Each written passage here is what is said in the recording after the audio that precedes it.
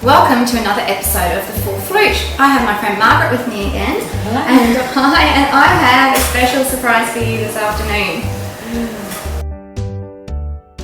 I think you're ready for the champagne tasting, Margaret. Okay. The blind tasting. Right. I'm going to give you a champagne to taste that you don't know anything about. Look, there's no way Margaret knows what is in this bottle. And what I have to help is this, I've got this really nice little chart. It talks about all the different aromas that you find in the developments of flavours in champagne. So as we've mentioned before, each grape gives a different characteristic to the champagne. And that's all you need to remember when you're doing a blind tasting. So we know that the Chardonnay, which we haven't had much of together, but we did touch on it, that it is elegance to a champagne. So light, elegance, beautiful, lovely, and it's all these white flowers, lemons and citrus and pineapple and aniseed and a bit of bread. Pinot Meunier, which is another little grape, they only use a little bit in champagne. It gives a bit of a fruitiness characteristic, so it sort of fills the champagne out. And if you've got apricots and lychees and wild berries, wild strawberries and things that are a little bit unusual, that's often an indication of best in Pinot Meunier. And Pinot Noir, which we've done a bit of together, that's all the cherries and the strawberries and the raspberries and the roses and the blackcurrant, cinnamon. They're all the things that you find in Pinot Noir. So actually, when I'm tasting champagne, I'll leave that there. This also actually shows that the flavours as they develop as the champagne gets older, but I'm going to give you a little hint. It's a non-vintage champagne that we're tasting. Okay, all right. So we're not looking for anything really scary or anything that's in there. We're just looking at those first things. So, the first thing you have to look at is the colour. So, what colour do you think that is? Well, I think it's a bit lighter than...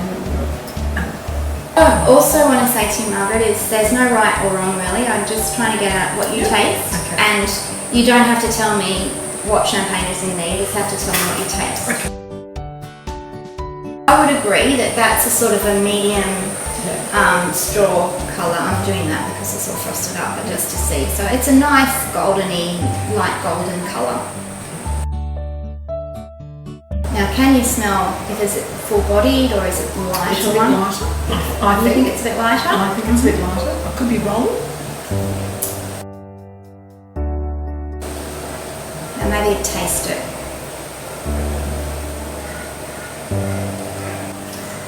So I'm getting more taste at the back of the palate than the Pinot Noir, which means there's Chardonnay there. Where's the flavour staying? It's staying in the middle. Right. Actually, more to the front. Front in the middle. So there's definitely Pinot Noir in there. When I first had the taste, I felt it at the back of the palate. So there's definitely Chardonnay in there. You're doing so well, you can't believe it. You can't believe how well you're doing because you've been able to distinguish flavours just by your palate, front, middle and back. And what this champagne actually is, it's a thickiness, a bit of this, a lot of that in there. Yeah, we'll just show everybody what the that is. So the Pinot Noir, the berries, the blackberry, blueberries, roses a little bit.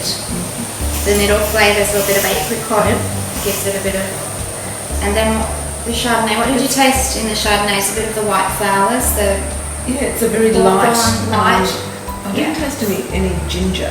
No. But a bit of the sort of it was a very light flavour at the back of the tongue, more of a pear, lemon white flower. And why you did so well. Okay. So this champagne is 55% Pinot Noir, 15 to 20% Pinot Noir. I think 10 to 20% Pinot Meunier. It's got a lot of Pinot Meunier in it as well. And the rest is Chardonnay.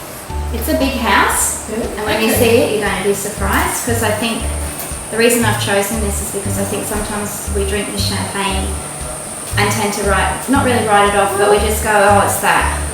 And we don't think so much about what's inside. But the Chardonnay that it's made out of, it's beautiful. It's beautiful.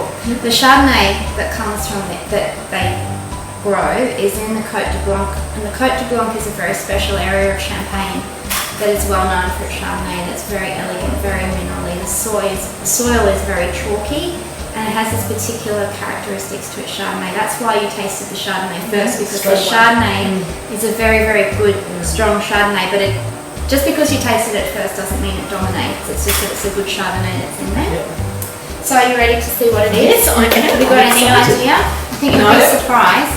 I was when I first had this as a blind tasting. I have to admit it isn't. I'm happy with the surprise. It isn't one of my very favourite champagnes. But when I had it in a blind tasting to start with, I appreciated it in a different way because I could take away the label and I could take away everything that was obviously predetermined in my brain about this and taste what. And this is why I love blind tastings. So I'm going to show you what it is. Oh my God! Now don't you taste that very differently now that you know you didn't know what it was? I didn't know that it had that much Chardonnay in it, which And explains it's why I not- like it so much. And it's the reason it's so round and full-bodied is it's made up. It's about up to 40% of reserve wines. They're the wines that they use from past vintages to mix in when they make an authentic champagne. And it's got grapes from 50 to 60 different vineyards, crus they call them, so that they've got from here, there, and everywhere.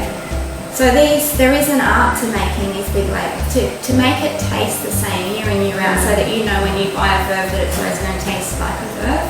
There's a big art in that. And you just, I think we tend to, with some of the bigger labels, just call it by its label without thinking too much about what's inside. So there you go. Amazing. Thank you. You did so well. didn't You were scared. I was scared. So cheers.